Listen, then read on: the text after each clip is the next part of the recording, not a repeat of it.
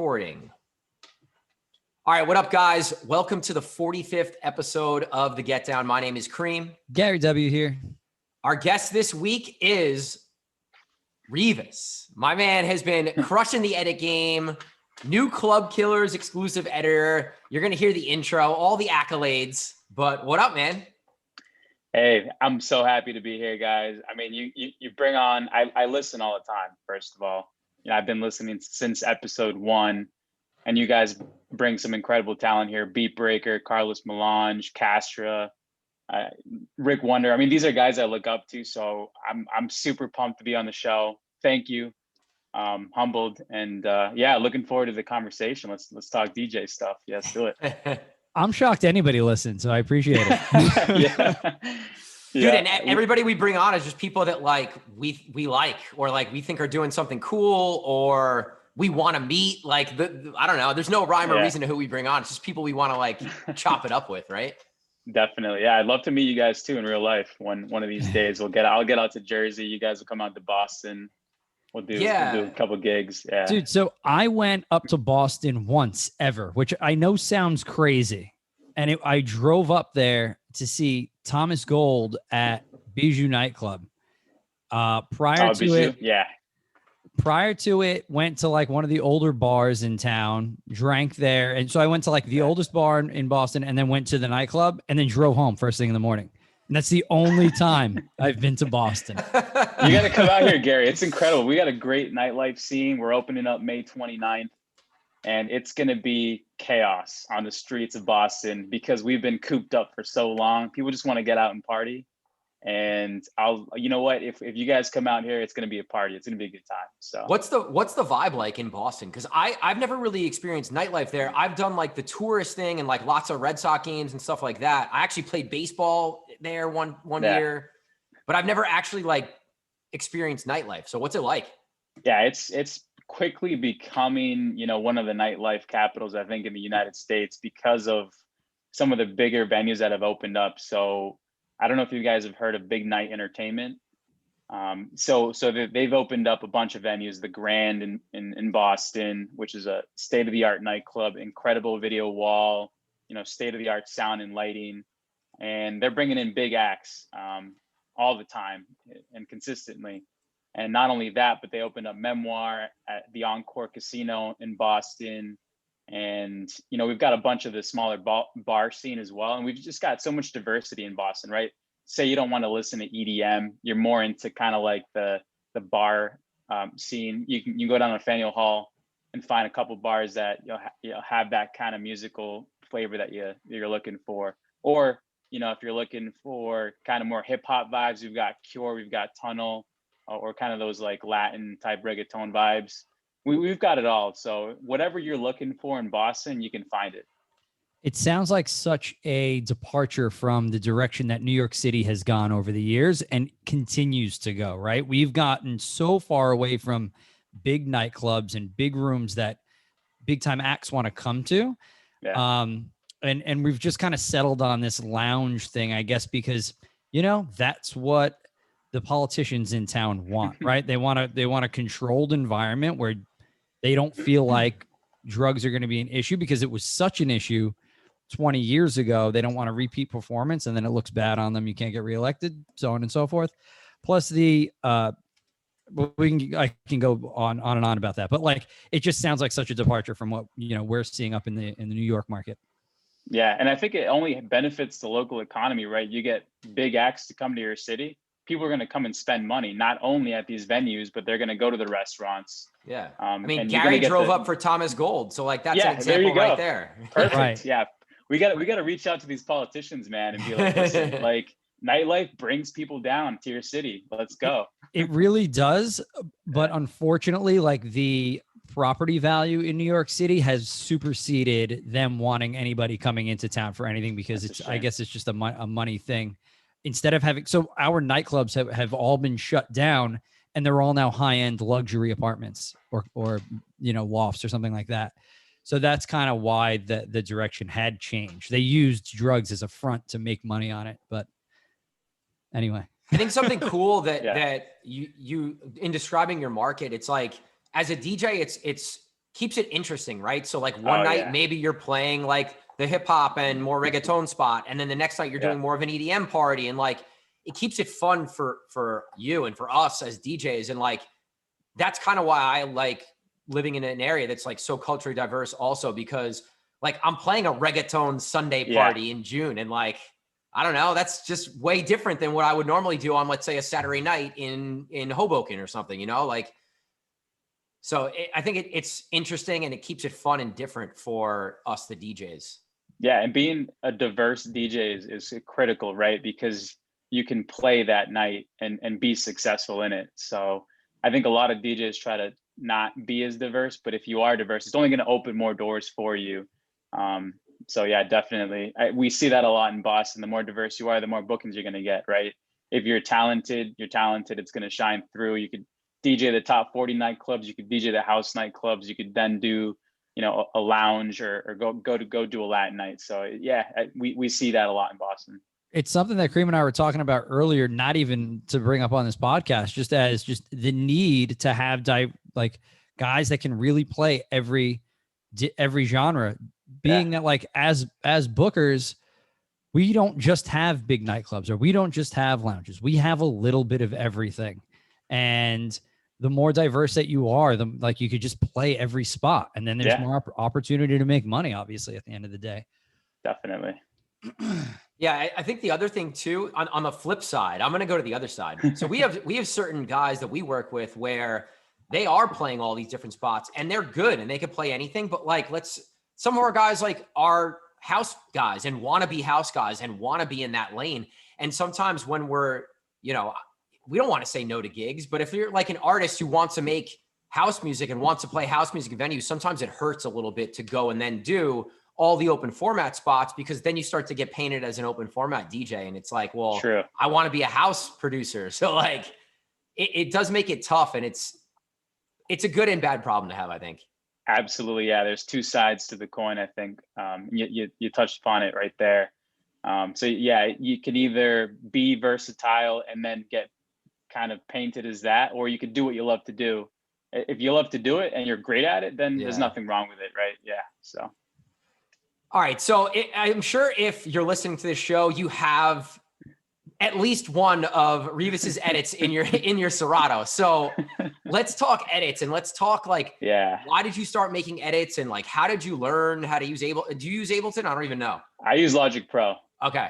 So like, how did you start getting into it? Yeah. So that's a great question. I wanted to be more successsul in the DJ industry and get noticed and you know, get some of the bigger gigs. And I told myself, I mean, look at who do you look up to? I look up to Beat Breaker.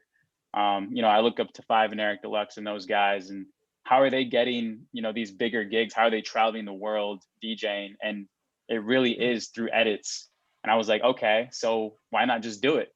And you have an ear for music, right? Just you've been DJing for 16 years. There's no excuse, just get it done. So right before COVID, I took it upon myself to just say, okay, I gotta at least try to make these edits and learn the software. So I just kind of, you know, every day would wake up and lock myself in my room, learn as much as I could in Logic, download high quality instrumentals and acapellas, and just make sure it sounded okay. Like, would I play this edit if I, you know, downloaded it off a website? And yeah, it just kind of grew from there. So I quickly started to kind of get the hang of it, and you kind of get a workflow down, right? You know, okay, I can match the BPMs of the acapella or the instrumental. And once you learn how to do that, the rest is just like, okay, how do you make it sound good? How do you make it so that the vocals are at the right levels, or the, you know, with the instrumental? And once you start learning that, you just learn, okay, I want to add some like echo effects, because I hear this on edits all the time. So then you progress as like, you're just go to building YouTube a foundation. type thing. Yeah, it's just YouTube. It's all self-taught YouTube, asking friends and yeah, just experimenting, because even if you fail, I think it's a great opportunity, because you at least tried. You know, you can ask your DJ friends for advice, right? If you're trying to, or just ask them to play the edit. I know people who send their edits to DJs and have them play it in the club and say, hey man, this really worked, or you could change this around. But yeah, so I started making edits, and then I was like, I got to send these out and get them out to the world. So I started to put them up on SoundCloud. And it's funny because SoundCloud will take down your edits if it's got copywritten material. So, I get asked all the time, like, how do you get around that? And there's ways to get around it, right? Like you could do a 30-second or a minute introduction with white noise. That's one way to do it. Or you could, if I think it's 10-minute, if it's a 10-minute edit, that's another way to do it.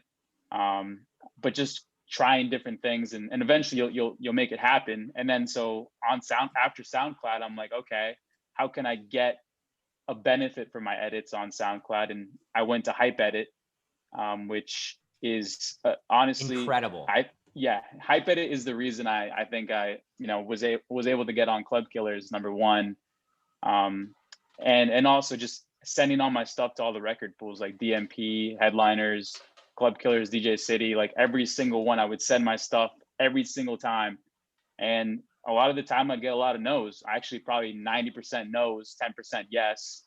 And that first yes at DMP, I was so happy. I was ecstatic, and it just kind of grew from there. So it's funny, man. A lot of the things that your story is very similar to my story of like how you learn, and you kind of just pick up bits and pieces, and you hear things. You're like, well, how do I do this? And then you go find it, and then you do it in an edit. And it's like, yeah, it's a slow process, but after a year of doing this every week or every other day or every day, like you learn a lot, and you're like, wow, I actually did put out a lot of music and I learned a lot of stuff. And then you think about all the stuff that you don't know how to do, and it's like, man, I have so much more to learn. Yeah, there's always something to learn. Absolutely. So I got a question for both of you, because like I'm not actively doing production all the time, right? Kareem and I would mess around when I lived back in Jersey a bunch, but like I'm not solely doing anything. So now last time I sat down with Kareem, it was like, okay, here's the idea. And it was like, boom, boom, boom, boom, laid out in front of me in like 5 minutes. And I was like, yeah, that would have taken me 5 weeks, So like, do you sit down and kind of have like this format in your head of, okay, like vocal, instrumental, vocal, chop here, echo out, boom, done. Like, do you have this fallback formula, or do you feel like that there is, some tracks that maybe you'll take liberties with and you won't, and you'll actually sit down and kind of take your time with it instead of just banging it out? Does it vary or does it kind of stay the same? Yeah, it's a great question, Gary. So my creative process is the idea, right? So what would I play in the club? I honestly, the way I do it is I'll look at my top tracks. What am I playing consistently? And then after that, I'll see if there's a high quality acapella or an instrumental. And then I'll go into my Serato, and so I'll either start with the acapella or the instrumental, depending on what I want to edit, and then go through every single acapella that's in key. And eventually you find one that like, wow, this sounds amazing. Like I gotta make this edit. So from there, I'll take it from that idea, and maybe I don't like the drop. Maybe I don't like the drop, the instrumental drop, and I'll just switch it up with something else that's in key. And eventually, after just trial and error, you get it down, and you come out with something that, wow, that sounds pretty good. Let me just send it out and see what people think. And I think I've been able to repeat that process so many times, and it's worked for me. So I think, yeah, it's just going through and just trial and error, and you'll eventually find something that sounds good and that you'll want to play and hopefully post on the record pools. Kareem, before you have like 1,000 things to say. Okay, hold on. Before you get there, just real quick, like I have like no patience when it comes to that. Like I need like instant, like, oh, that was my idea, it better sound good. If it doesn't sound good, I'm so defeated, and I like move on. Like I have patience like for kids. I was a teacher for a long time. I have patience for all that stuff. What I don't have patience for is like if my idea musically doesn't work out like in real life, I'm like so done. Well, Gary always sends me ideas, and I'm like, dude, it probably would be a great idea, but like they're not in key, and we can't really like we could do it, but it's gonna take me a day to like make it work. I feel like part of it in making edits is like you kind of have to make it easy on yourself because it's not an original song, and like you don't have to reinvent the wheel or go crazy. Like sometimes you're gonna create an entire build to make an edit, right? And sometimes you're gonna copy and paste 2 songs together and make it work. Or an acapella and a song, you know? So like, I think, like I said, there's a million things you said that I want to kind of touch on. So the first would be, would I play this edit? And I think that's an amazing place to start because like, if you're not going to play it or you don't think you're going to play it, then it's probably not that good. So like, you have to really trust your ear. And I think the editors who are really good have really good ears. So like Angelo, for example, I had not really heard Angelo DJ too much, but I had heard all his edits. And I'm like, this kid's edits are amazing. Like technically he doesn't really know how to use Ableton that well yet, but his ideas are so on point and you can't teach that. And your ideas are always really, really good. And when I first started downloading your stuff and playing it a lot, I said to Gary and to Angelo, I'm like, listen, we're going to bring Rivas down to Jersey and New York and like have him play. I don't need to hear him DJ because I know he can DJ based on his edits. Wow. That's So like that trust is there. Yeah. You can't teach that part of it. And I hate to break it to people that are listening, like you either have a good ear or you don't. And that sometimes makes you a good DJ or a good producer. And like, you have to have that to be good. Yeah. So that's first and foremost. I love it. Yeah. Side note, bro, SoundCloud breaks my heart because that's where I started too. And like, I built up such a good, like people from all over the place on SoundCloud. This was like before Instagram even was around. And like, I got deleted so many times. I was so depressed about SoundCloud, but I'm starting to build it back up and Hyped It is really helping me do that. So if you guys make edits and don't use Hyped It or Hype Edit, I don't even know how to say it. You should use I think you're saying it right. Yeah. Hyped It. Yeah. And then, to piggyback on like the process of creating an edit, I think the idea can spark from anything, right? It could spark from an acapella that you really like. It could spark from like just an instrumental track. You're like, yo, this is fire, but it needs something to give it like a club vibe. And I think it's always like, can this work? Like, will girls in fucking Hoboken like this? Like, that's what I always think. Does it ever spark from a need for maybe a song that you like, but it won't, it doesn't translate at a venue, like one of your bigger venues? The number one. That's the number one. Yeah. Absolutely. Like here's a vocal or a track that really works like early, but it doesn't have a peak vibe or it doesn't have a bass house vibe or an electro vibe. And I need to make it that way. I was just wondering if it was still like that. Cause yes, that is why when we would do edits together, Kareem, like that's why we were making those, was to bring them to the club that weekend. Yeah, like you were like, yo, I think this vocal is going to be a hit. It was what? Shut Up and Dance. Shut Up and Dance. He's like, yo, three girls have asked me to play this song. I never even heard of what it was. I think we should make an edit before anyone else does. Right. And like that, it worked out. It turned out to be a really good edit that worked really well. Right. Yeah. So, okay. I just was wondering if it was still that same process or that same thought process behind it.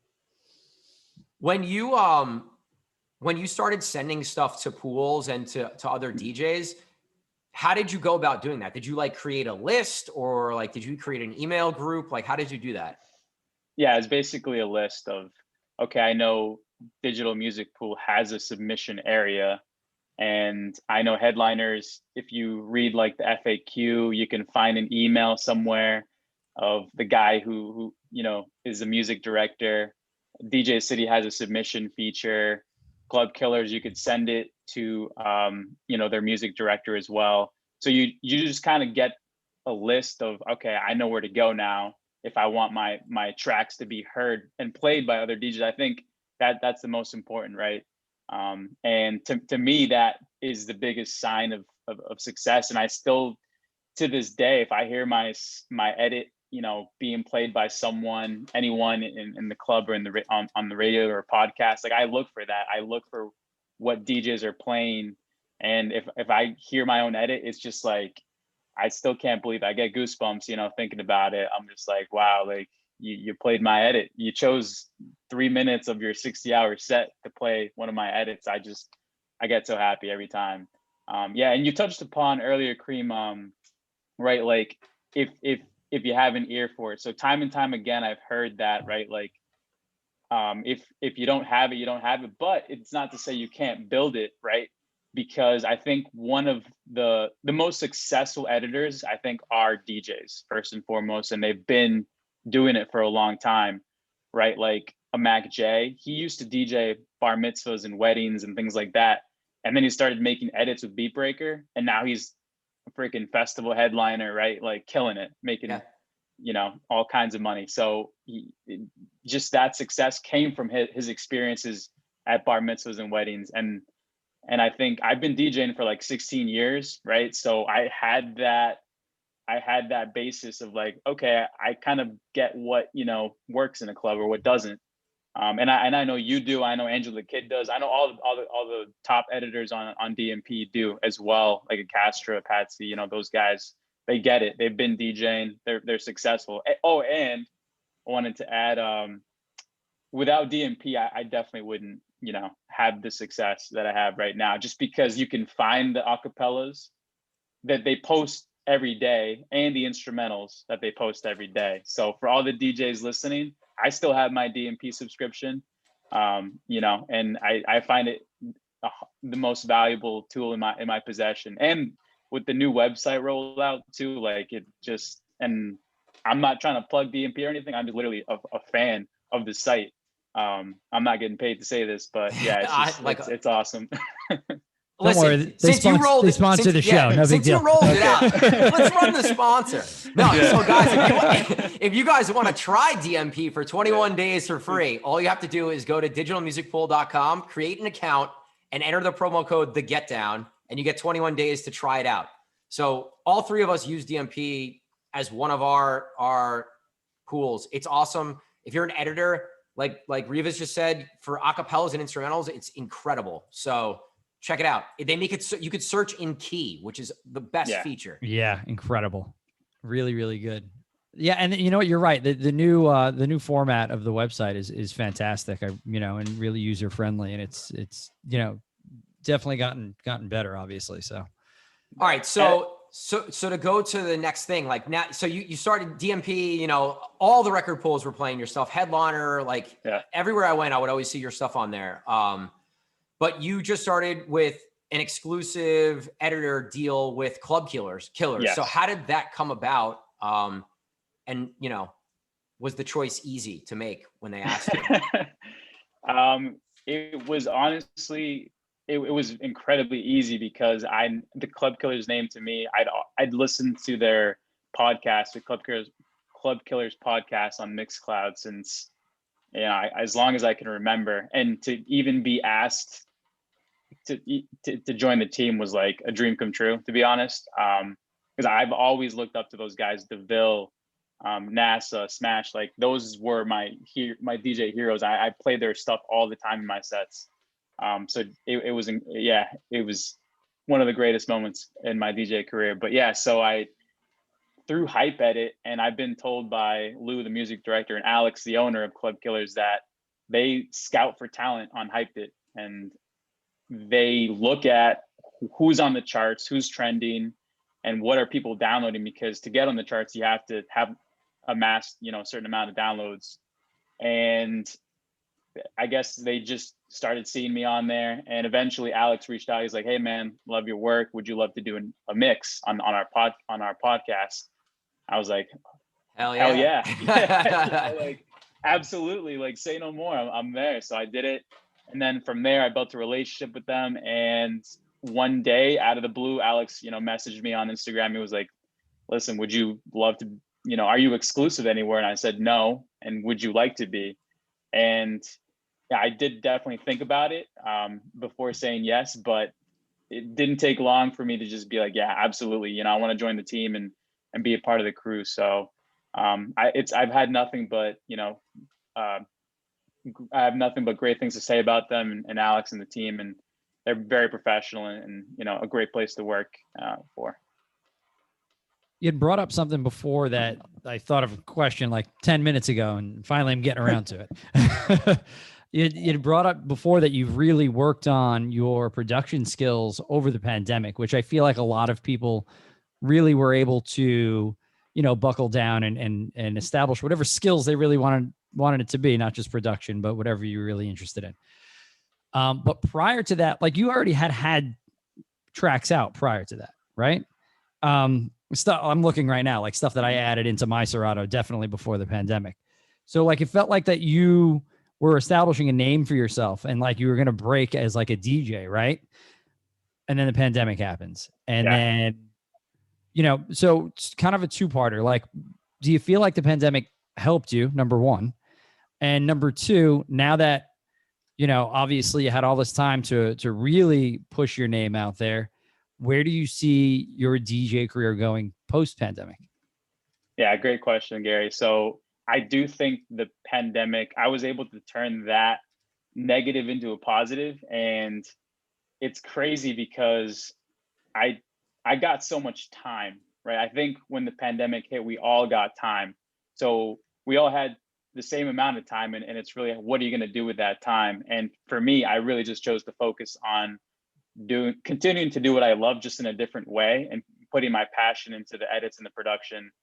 And I was able to put out content weekly. And I think that's one of the things that, even from listening to you guys talk all the time, it's really about content and quality content. My wife tells me all the time, she's like, don't aim for, the quantity of edits that you put out. It's all about quality. And it's so true, right? If you're putting out edits, if you're putting out like 10 edits a week and they're just not that great, you suffer a little bit. But if you're putting out one or two and they're amazing, like, you're going to do well. And I think after this kind of period, what I hope happens is once Boston opens up, we're in full swing, and I'm getting gigs, and hopefully at one point able to travel. That's kind of my goal down the road.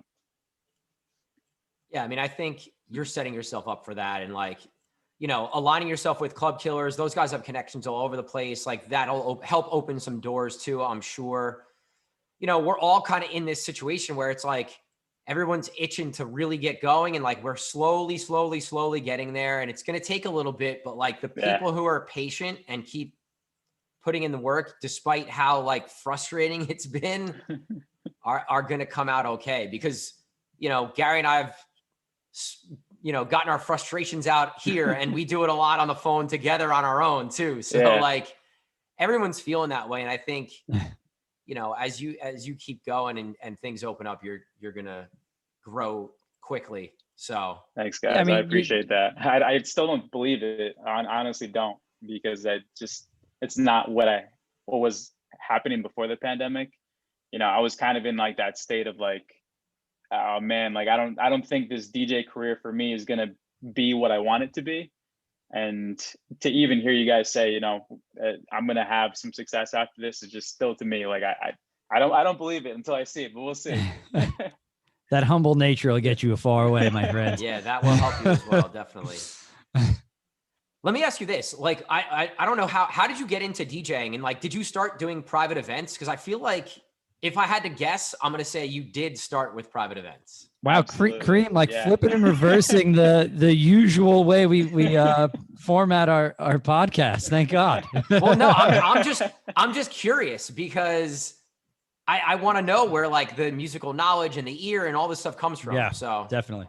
Yeah, it's my dad. So I used to be his helper at all the gigs. So he's he's a Latin DJ. So we used to DJ quinceañeras and all types of Spanish birthday parties and weddings. And like, I remember the first time that I like picked out a song for him to play, and I saw the crowd's reaction to the song that I picked, and I was hooked. It was just like, wait a minute. So I can control the reaction through like choosing a song that I liked.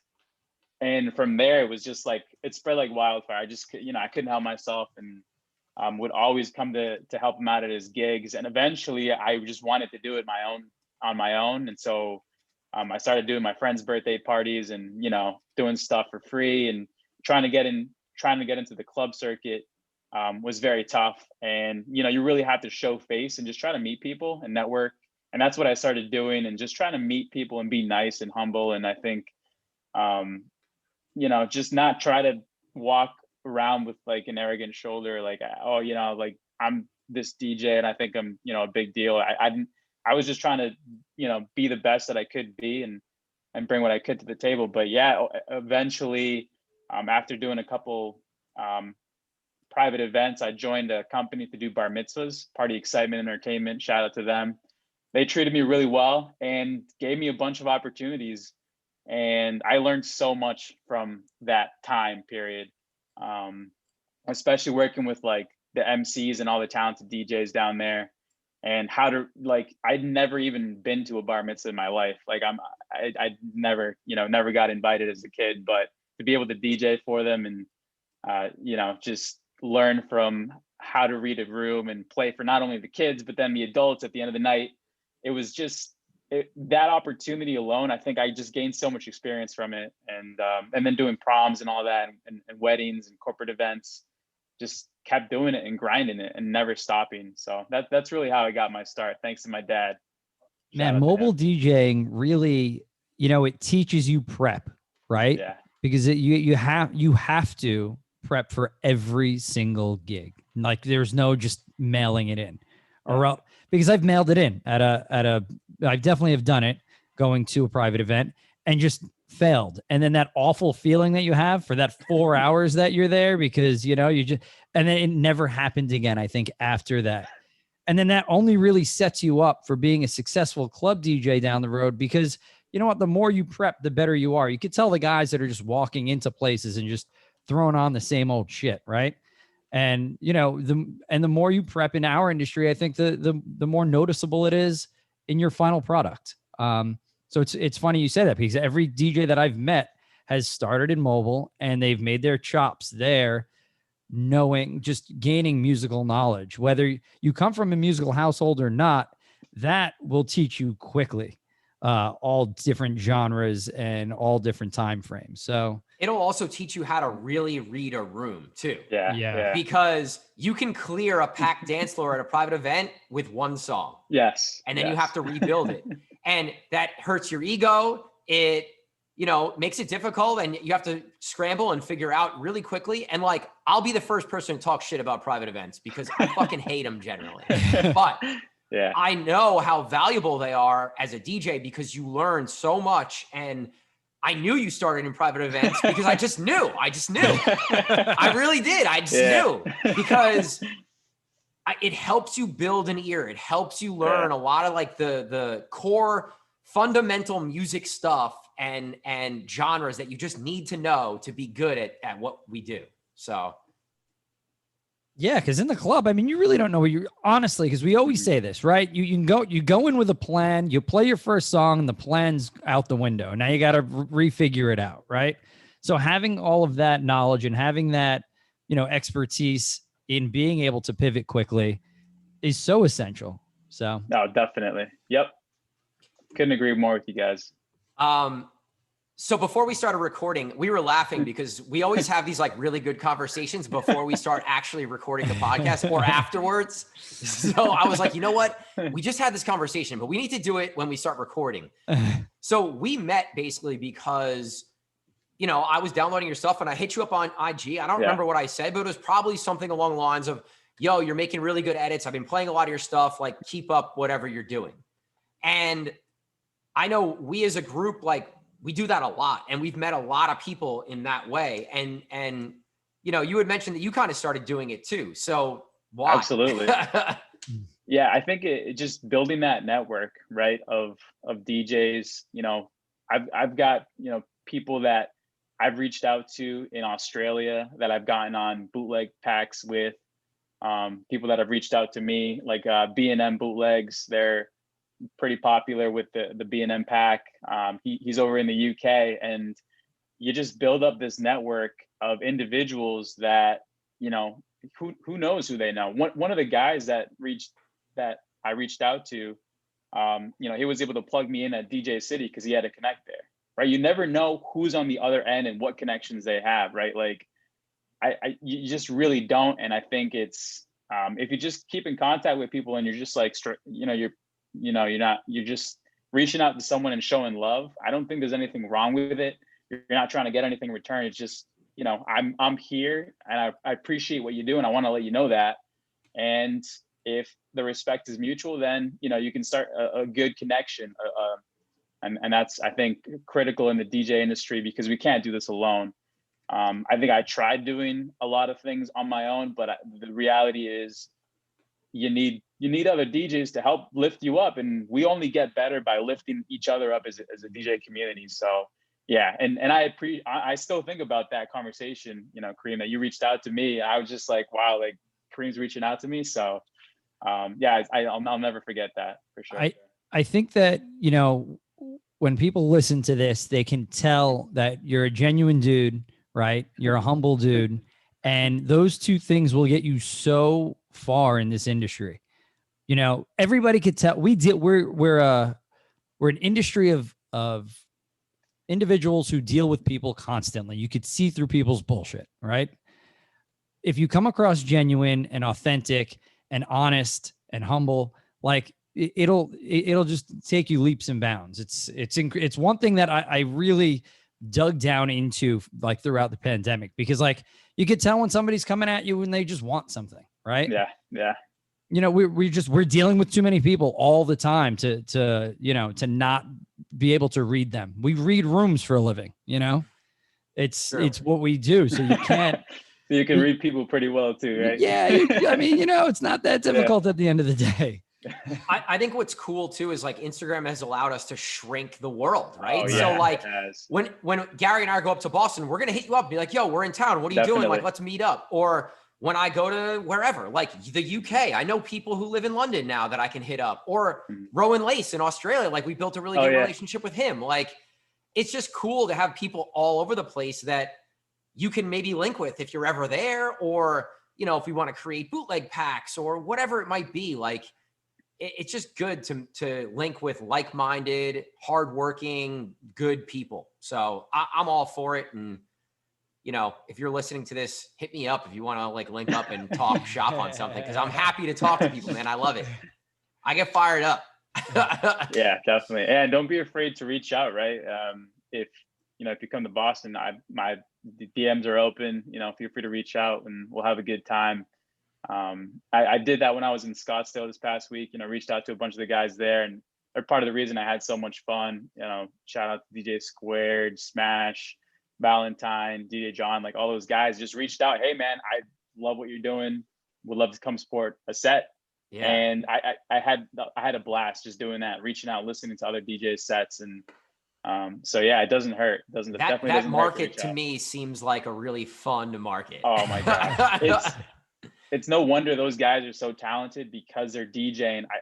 Smash was telling me he DJed 50 hours a week, and it's no joke. They're DJing, Sunday, fun day. Yeah, because they're doing day parties and pool parties, day and all parties kinds of and stuff. Pool, everything. Yeah, so they're just constantly just DJing, and that's why they're so good, because they're doing it so much and getting that experience. Yeah. Dope. I got to get out there. You sent me a video of one of the pool parties. I'm like, man, I'm like, where are you? I thought you were in Vegas.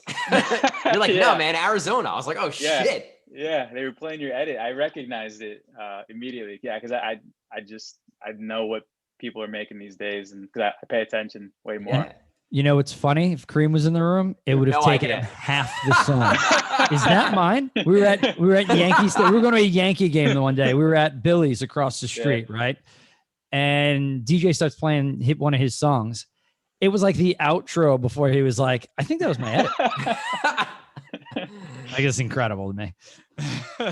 I don't know. I don't pay attention. Like and plus we make a lot of edits. So it's like, sometimes it's just not, especially if it's older. Like I can remember the last 10 edits I made. Before that, it's like, that could have been 2 years ago. I don't know. Right.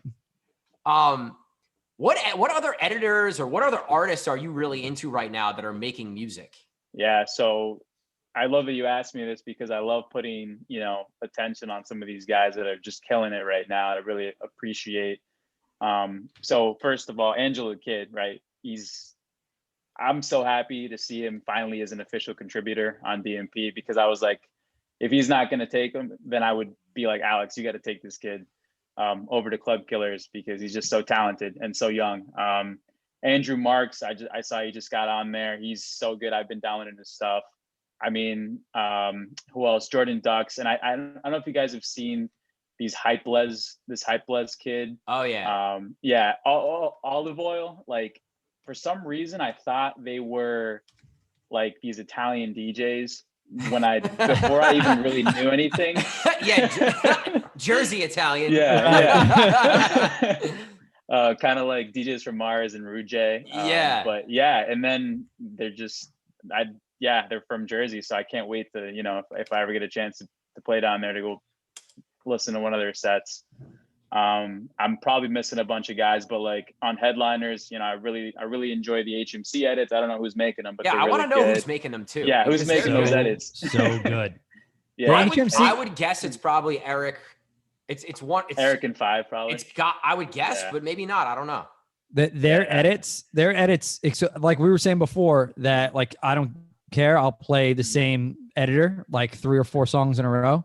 I played HMC edits for 5 songs in a row. It got me like a 70-person dance floor that could have probably got me fired because it was completely illegal this weekend in Jersey. I'm not going to say where. Those guys are good, man. They're talented. Yeah, they're so good. Squared, I love his sound. Play a lot of his stuff. Beat Breaker, always just a classic. DeVille, Smash on Club Killers, NASA, JD Live, even Steve. I honestly, I could go on. We Dams. Have you guys? We Dams. Play his stuff? Yeah. He's always play his stuff. So good. Yeah, especially like he's getting into that hybrid edit, right? Where he'll produce, but then take parts of other songs that he likes. So he'll produce his own drop, like this dark techie sound. It just bumps, but he'll take it, an acapella or a build up from like a different song. He's done that a few times. It's been pretty successful for him. And then James Hype, he's just not really an editor. I guess he could doesn't miss, really. Yeah, just doesn't right. miss. Just doesn't miss. Yeah. So there's so much talent. I'm trying to think of who else. Switch Disco is another one who's maybe putting out a lot of stuff. Switch Disco. Yeah.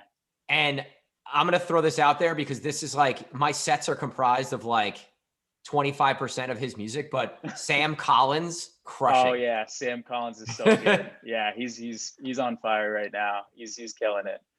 Man, I love talking artists. What like when it comes to original music, like what artists are you really into?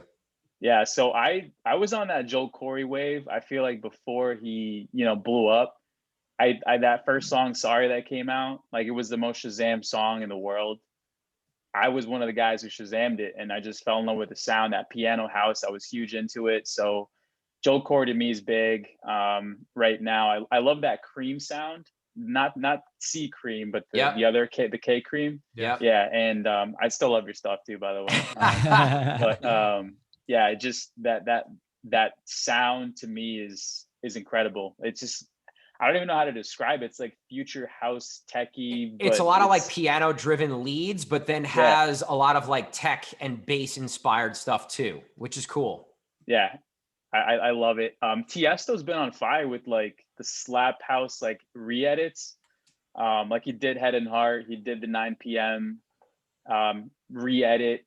And David Guetta also, like the OG guys, they're still killing it. I don't know how they're still doing it. Yeah, they're still doing it. Someone else is making their music. Okay, so that was going to be my question. Because we kind of know that those guys aren't making those tracks, is it less appealing to you to download? No, man, because that's it's a tough question. To me, no. I'll play anything that sounds good. I don't care who made it. Yeah, that's true. I guess what I'm saying, so like sometimes I'll just like skip over it. I'm like, oh, it's a Tiesto track. Like, it could be amazing, but like Tiesto Tiesto's he has a whole team of people who he works with. So I'm sure he has a say in stuff that has his name on it, but I know some of the artists who make his music. Because I'm talking to like some like kids at work who he's trying to appeal to, and they're like, "What do you mean he doesn't make his own music?" I'm like, "Are you kidding me?" But I guess if you're not in the industry, like you really wouldn't know that. But so that like just having those conversations, I'm sometimes like, okay, I don't need every Tiesto song anymore. You know, I don't know. It's just me being a jaded prick. Yeah, I'm with Cream. I'll play it if it sounds good. But yeah, yeah, those guys are at their level. I mean, if their schedules are packed, how are they finding Right. the time to make these, amazing songs all the time? I mean, I'm sure they're consulting or whatever they do with the sound. But yeah, it's definitely not them all the time. What are you guys listening to? What do you guys got on your Spotify playlists? Oh man, I've been in like this deep, dark bass world lately. John Summit's crushing. Oh yeah. Hawk is crushing. Sam Collins, like I said. Mhm. Who else? Zach Martino's been crushing. Like that's kind of the vibe I've been in lately. You know, it's crazy. Like I don't get into artists so much until it's like I get into sounds and then like pick out artists, but over time, like you kind of have to have this like proven track record. I don't know. Cause like Cream, you know, like you go back and you see somebody like, okay, I don't even need to listen to it. I'm going to download it kind of a thing. I like the ease of that. I'm lazy.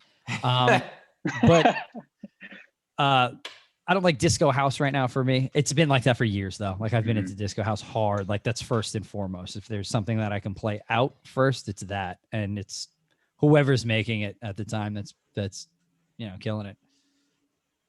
Purple Disco. You know what? They've missed for me a lot this year. They put out a lot of music. Yeah, they've missed for me a lot. I just got into the disco house, so I'm just discovering it. I didn't even know it was a genre, I think, until one of the episodes you guys brought it up.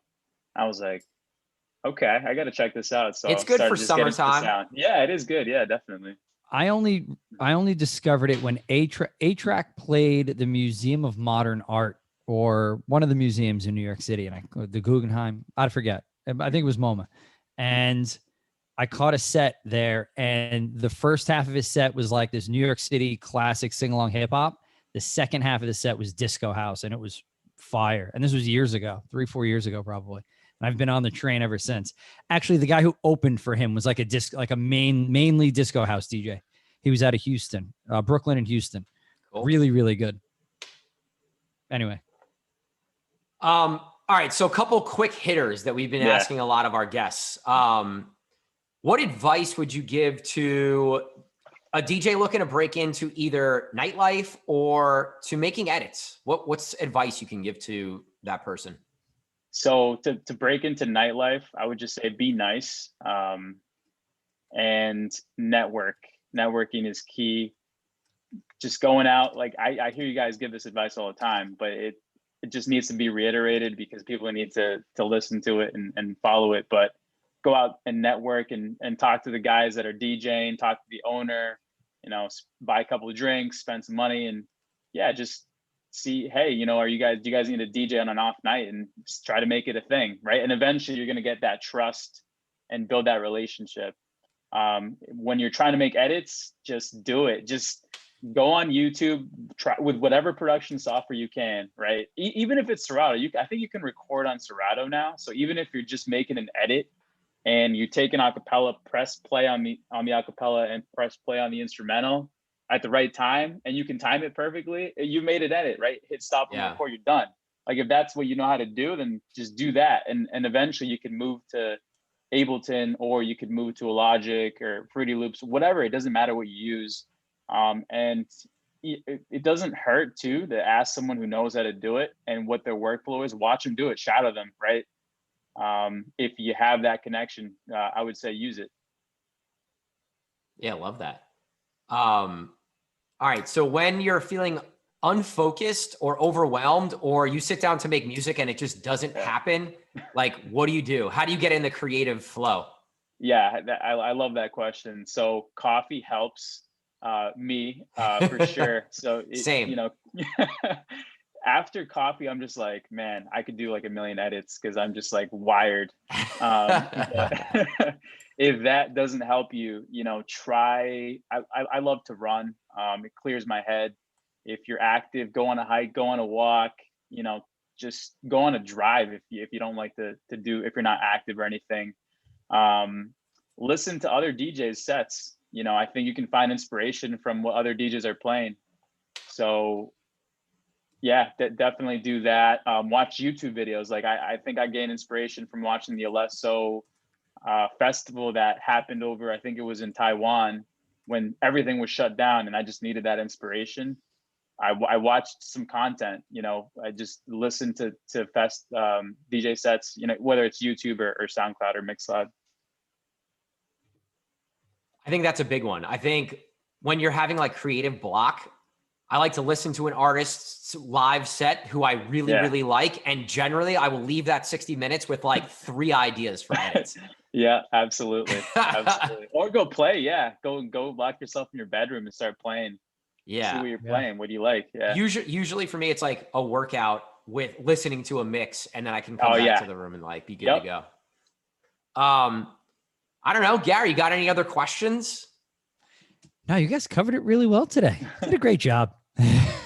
Man, I just want to say this. So we were talking earlier about like, you know, HMC edits, and in my Serato, I have a few folders of editors that I have just their names because I play so much of your music. So you're one of them. HMC is one of them. Angelo's one of them. Case Ace is another one, another Jersey guy. Oh, Case is dope. Yeah. So I just wanted to let you know that because I appreciate that. Thank you so much. Your music's real dope, man. So keep doing it. And, you know, thank you guys. Hopefully we can link up soon. Like I said, when Jersey reopens, we're going to bring you down because sure. We definitely want to, you know, bring some of the guys we've linked up with over the last year and a half to come rock and hang out. We have, you know, a lot of gigs and definitely do some back-to-backs and just have some fun. So yeah, we'll do the same in Boston for you guys if you're ever in the area. And I want to check out DJs. You guys were talking about it, and I was like, what is this DJ's place they always bring up on the show? So I'd love to just go there and experience it because I looked it up. It looks like a good time. Yeah, we could do a little Sunday fun day. You'll probably meet 100 DJs that day. And not remember one of them. Yeah. Yeah. Oh, man. All right, man. We appreciate you jumping on with us. I think this was an awesome episode, and everyone's going to really like it. So great combo. Yeah. Thanks for having me, guys. Honestly, yeah. Long time listener, first time caller, right? And I'm just so happy. So anything else you want to plug or a shout out or anything like that? Yeah. So I'll plug my SoundCloud, soundcloud.com/DJ Rivas. My Instagram is the same, just with an underscore at the end of it. And Club Killers will always plug our, you know, the record pool that I'm on. And of course, you know, go support DMP HSC, just support any record pool, right? Just because you're supporting DJs and you're supporting the culture. So for sure. Awesome, man. Good stuff. We'll definitely link to all that stuff for you in the show notes. And man, again, thanks for joining us. We're going to wrap. So thank you guys for listening. Great episode. We'll check you guys next week. My name's Kareem. Gary W. Thanks, Rivas. Talk to you guys soon, man. Peace. Later.